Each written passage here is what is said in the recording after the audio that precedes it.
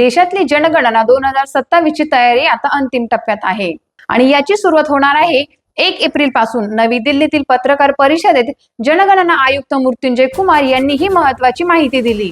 पहिल्या टप्प्यात 1 एप्रिल 2026 ते 30 सप्टेंबर 2026 दरम्यान जनगणना आणि स्वगणना केली जाणार आहे।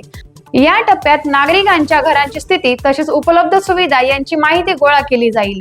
विशेष म्हणजे यावेळी सी.डॉकने विकसित केलेल्या मोबाईल ॲपच्या माध्यमातून प्रगणक माहिती संकलित करतील, तर नागरिकांनाही घर बसल्या स्वगणना करण्याची सुविधा उपलब्ध असेल।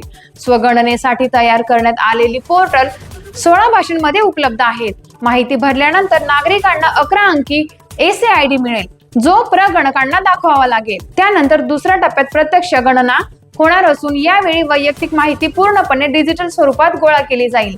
या टप्प्यात जातीनिहाय गणनाही केली जाणार आहे। सरकारने स्पष्ट केले आहे की जनगणनेत दिलेली सर्व माहिती पूर्णपणे गोपनीय राहील। नागरिकांनी अचूक माहिती देता या प्रक्रियेत सक्रिय सहभाग घ्यावा, असं आवाहनही करण्यात आलं आहे।